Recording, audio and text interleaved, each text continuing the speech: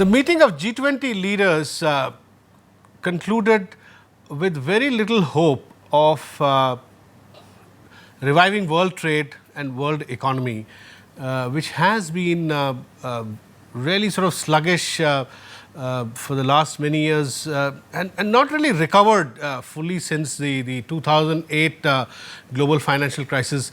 That was when the G20 leaders came together and decided to coordinate various policies, at that time fiscal monetary policies and trade policies to keep keep world growth and world trade at least going at some reasonable pace. But the outcome of various G20 meetings that we have seen in the last few years, and that was the case this year too, has not produced any concrete measures, coordinated measures as it were, to give any confidence that world trade would revive anytime soon. As you all know, world trade for the first time, world trade growth is near zero. And during the boom period until 2008, world trade used to grow at 8%. In fact, it used to grow at 1.5 times the global GDP growth rate. But world trade is stagnating for many years now. Indeed, the GDP growth in Western and OECD economies is also stagnating. Emerging economies provide some hope, but many emerging economies are also slowing very sharply, China included. Some emerging economies are in fact in a recession like Brazil, etc. India seems like, in comparisons, seems to be in a reasonably good spot, but there are a lot of worries about India too. India cannot do well in the backdrop of global economy slowing further and not picking up. So to discuss the outcome of G20 and what prospects exists for emerging economies like India in the context of slowing world trade and slowing growth, we have with us in our studios Professor Biswajit Dhar. Welcome to our show, Professor. Professor Biswajit Dhar is he's a professor of trade and finance, teaches at the Jawaharlal Nehru University School of Social Sciences. More than that, he's been for many years Director General of Research and Information Systems, a think tank which which specializes in trade, world trade, India's engagement in world trade. So, tell me, Professor Dhar, how do you view the outcome of G20 and India's evolution in the context of its trade recovery in trade? India has also experienced negative export growth for now how many months? 18 months, right? So India is also in a sense part of this larger slowing of trade, right? Although we have a reasonable GDP growth. So where do you see the world going and India in that context going? No, I think we'll do it in two parts. And the first is the G20 declaration, and as has been the habit with the G20, and you also mentioned this, you know, they have a section talking about how to keep the integrity of the trade system going. Yeah. And as you also rightly mentioned this, that since the economic downturn, the kind of problems that we have been facing in the realm of trade, this refuses to go away. Yeah. And we are in a situation where you know, every day I think we're finding that we are going a step down from where we were yesterday in the realm of trade. Now, part of the problem is that you know, there is no coherence as far as the global trading system is concerned. Yeah. You know, the G20 leaders, they emphasize the importance of the multilateral trading system, which is governed by the World Trade Organization. Basically WTO, yeah. Or the WTO. And which itself has been a kind of absolutely moribund for a while. Exactly. Right? And you know, the tragedy is that while the major countries in the G20 have been in a way, you know, plotting against the WTO, you know, they have not allowed the WTO process to move. And in the last ministerial conference, which was held in Nairobi in December 2015, they almost put the whole, WTO dynamics on the side. Yeah. And then when we look at the G20 declaration coming out of Hangzhou, we find that, there have been a lot of expectations put at the door of the WTO, which they themselves, as I said, that they put on the back burner. Now, who's going to be driving this whole process? Exactly. Because today we are looking at mostly at these the multilateral governance institutions to really give some kind of impetus to the global economy. And if you are undermining the WTO and then come back and say, no, WTO is a very good organization, it needs to do this. I mean, there's a certain hypocrisy there. I was going to come to that. And there's hypocrisy. And what actually is the compounding factor is that most of the major, sort of economies, US, EU, you throw in Japan, in China, they are now thinking, or they are actively pursuing bilateral trade deals, or what is now become more fashionable, the mega regional trade deals. The Trans-Pacific Partnership, and then we have 3 on the table now.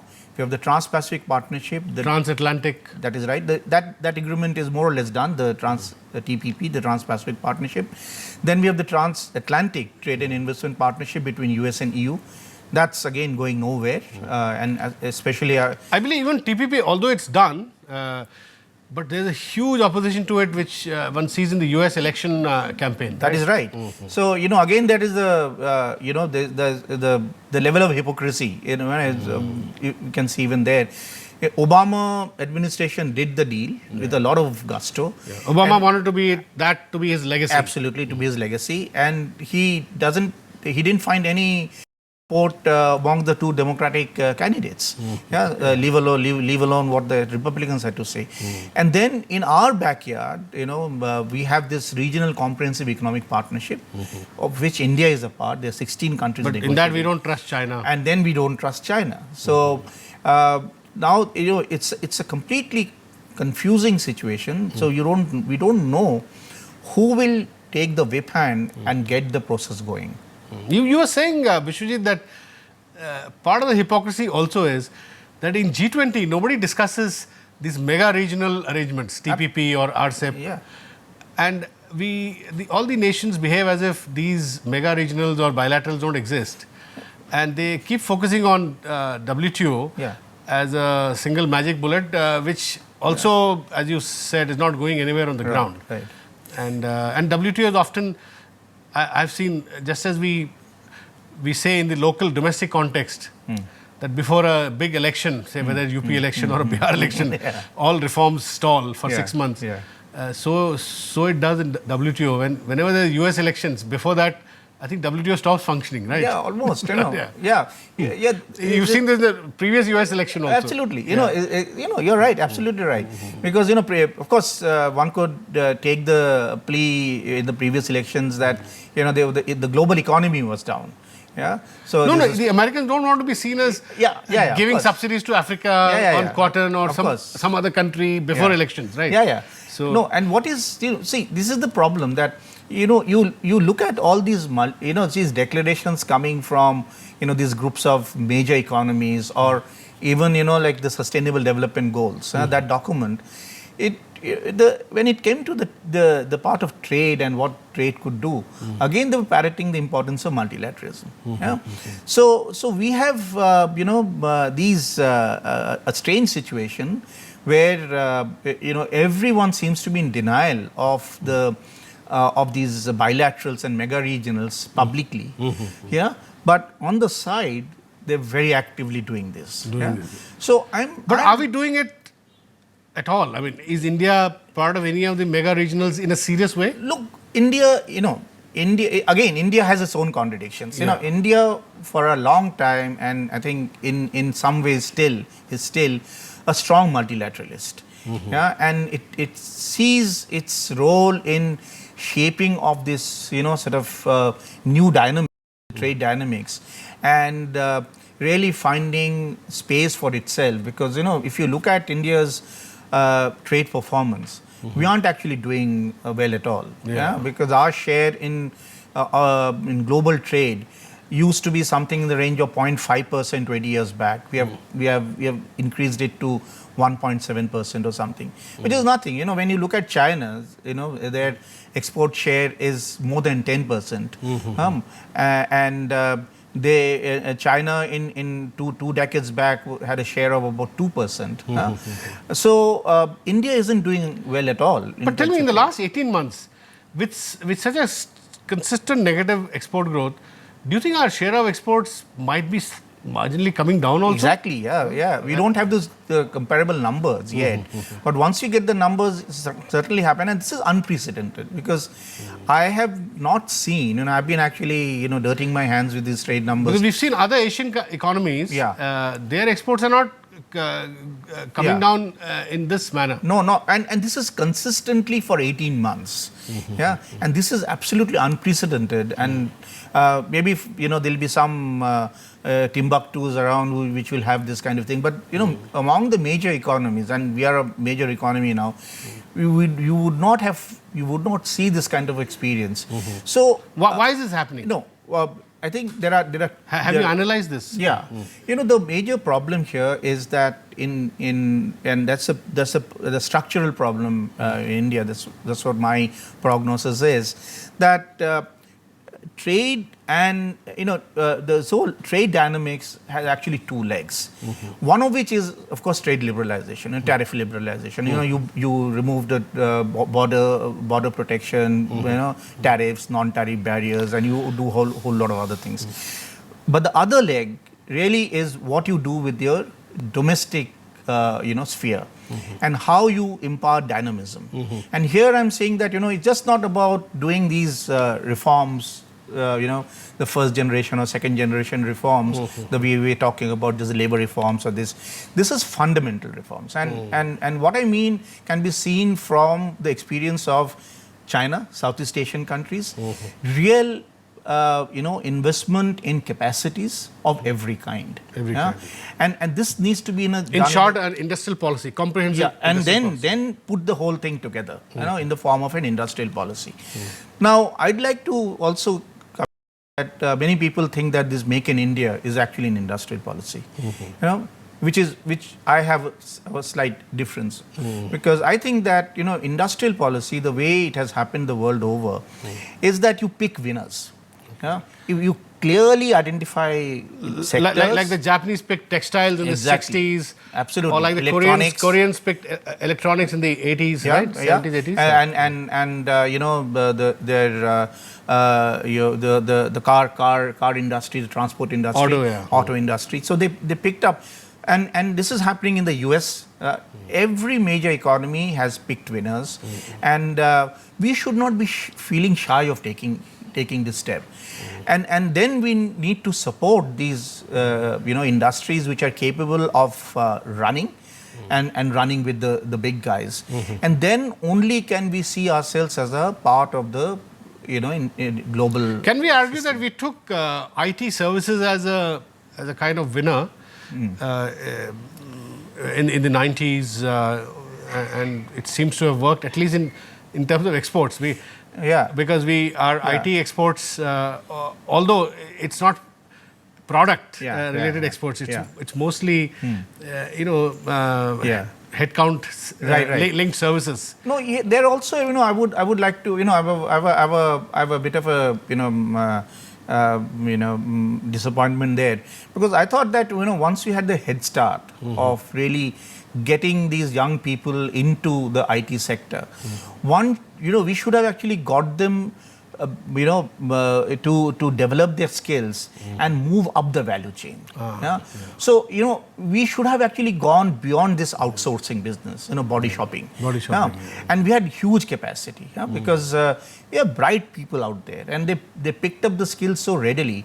But unfortunately, for the last 1.5, almost 2 decades now, we are stuck at that low level.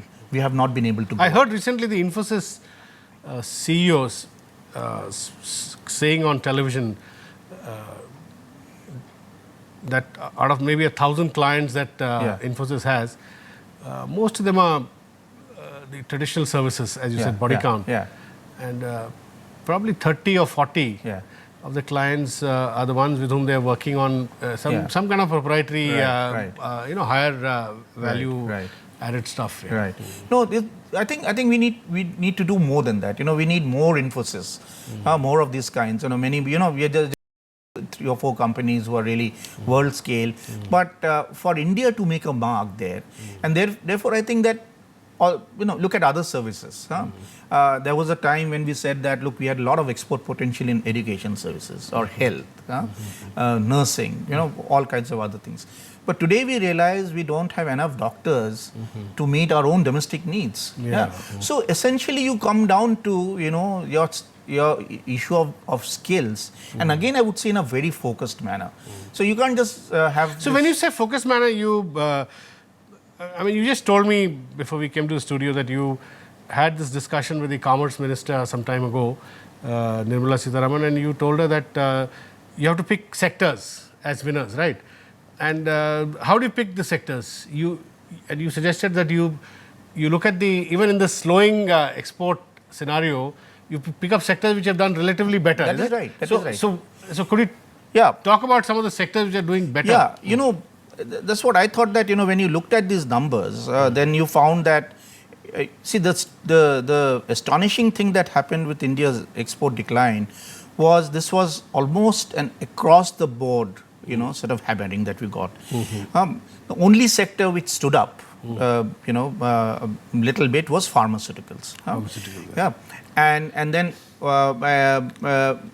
textiles and clothing hadn't done that badly, of course they were in the negative territory. So you could actually look at some of these sectors, pharma, textiles, a number of these sectors, where that these guys can actually, with some help, then they can actually do and they can become globally competitive. So I would think that, what the government needs to do is to, like it happened in Japan or it happened in Korea, there has to be a very active dialogue with the industry. And then, the needs of the industry to go from point A to point B in terms of competitiveness, those will have to be identified very, very clearly. So, unfortunately, we talk in terms of generalities. I think that is gone. And you look at around us, all our competitors, they don't talk about generalities. They have a very focused kind of intervention, and they do it. Another sector we have been talking for a very long time is agriculture. Agriculture, the agro-processing sector. And now, agriculture seems to be a sunset sector. And I find it quite astonishing because there is no investment in agriculture. We don't invest in new technologies, the new seeds and productivity. You look at the situation, and we did a study and we looked at the productivity of the major crops. You'll be astonished to know that our rank in rice and wheat is below 50 globally. Whereas we should be the largest rice, one of the largest producers. Exactly. So you just look given our agroclimatic conditions. Absolutely. We have absolutely ideal kind of conditions. And then you just imagine that if you increase your productivity by some percentage points, then the efficiencies that will be generated on the ground will also allow a lot of land to be taken up for industry. So, this whole strife between agriculture and industry will not happen if you can get agriculture. So, there are multiple benefits to be had right from exports, and we identified export potential of agro-processed products for after a long time. So, I think there are a range of things that can be done. And we missed the electronic hardware bus. Of course. After we signed ITA 1. And that was a sad loss because, and that is now... And today we have, I think, electronics is the third largest import item. Import item, and the rate at which we're increasing, very soon it'll actually exceed our petroleum imports. Our whole telecom revolution has been driven by imported hardware. The other sector which I'm actually worried about is pharmaceuticals. We are exporting, what we are exporting is formulations. But the bulk drugs are being imported from China. Almost 80% of the I want to ask you a question here. I recently read an article by your successor, the present DG of RIS, Research and Information System. he says that China's share, China, about 10 years ago, 15 years ago, China used to, about 10% of our bulk drugs would be Chinese, would come from China. Now it's nearly 60%. 80%. 80%. Is 80%. Now that gentleman was projecting it as a threat. Do you want to see it as a threat?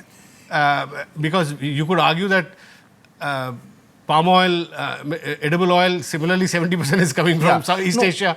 So how do you view China? Do you view China as a threat because the bulk of the bulk drugs are coming from there for us to export formulations? No, I wouldn't again generalize. I would say that in the bulk drug, in the pharmaceutical sector, these imports from China is a problem because you have seen in recent times the kind of problems that Indian companies have had in the US and other countries with the quality of drugs. That could have something to do with the raw materials. Yeah. So we don't know. We haven't actually done an analysis, but it's just common sense that if you're getting the basic raw material from a source and you don't know what the quality control situation is like, then you are sitting ducks. Yeah. Tell me, Biswajit, could we have done a deal with China since we knew that our import from China of bulk drugs has been growing so rapidly and we're benefiting the Chinese bulk drug manufacturers.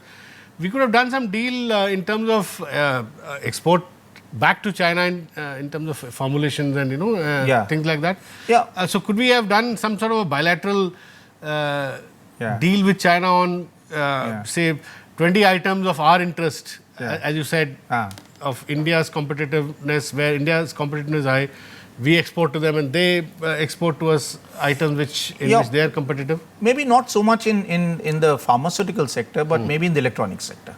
Yeah, because in the pharmaceutical sector, we a majority of our exports, almost 60%, is to the developed countries. I know. Yeah, we don't export to China. So 30% of US generic markets is Indian, right? Indian. So maybe it can happen in the electronics sector because we're importing a lot of these components from there, and if we can actually set up. So there it'll be interesting because see today everyone and the G20 trade ministers in their communique just before the leaders met, they actually emphasized a lot on these value chains, these production networks, because that's the name of the game now. Because we have so much of production fragmentation, and so India is not really part of. India is not a part of that. Any big value chain, whether in electronics or in auto. Which exists in Southeast Asia, absolutely, or maybe in Latin America, or maybe NAFTA region, right? NAFTA region. So that's where I think that if you can actually look at automobiles and electronics, the two sectors which lend themselves wonderfully to this production networks, there we could actually do a deal with the Chinese. The Chinese are becoming more expensive destination to do business. The wages are going up. Generally, the production costs. So you're saying that we could now choose 4-5 sectors where we are more competitive in terms of wage labor, skilled engineering, etc., and then push for it. And then see what what kind of partners we get. But as I said, that it's not about just getting FDI from wherever and you don't know what kind of FDI is coming. That's another issue, because there is a lot of short-term flows which are now being counted as FDI. We have a real problem there. But if we really get dovetail whatever we are saying with the kind of manufacturing strategy that we have in place, now that would be the way forward. Because other than getting the boots on the ground, as it were, India is not going to be able to do business anywhere. On this RCEP, we are extremely wary of opening our market, and you had mentioned in the beginning that China is there. India has generally been defensive, Been very defensive. I think, as you said, the focused policy for sectors is actually the way to go. Absolutely. Thank you very much, Professor Biswajit Dhar, for talking to us. Thank you. That's all we have in this edition of State of the Economy. We'll be back with you next week. Thanks for watching.